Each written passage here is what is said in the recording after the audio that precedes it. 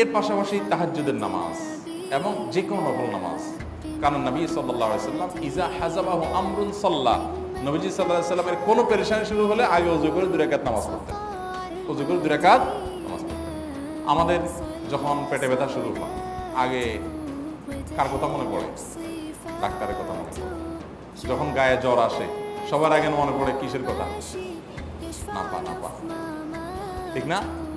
জ্বর আসছে গায়ে, সবার আগে আমরা কি চিন্তা করি? নাপা। নাপা আপনি চিন্তা করেন, খান, নিষেধ না তো, ওষুধ গ্রহণ করা সুন্নত। নবী সাল্লাল্লাহু আলাইহি সাল্লাম নির্দেশ করেছেন ওষুধ সেবন করতে, আপনি করেন, ভালো কথা।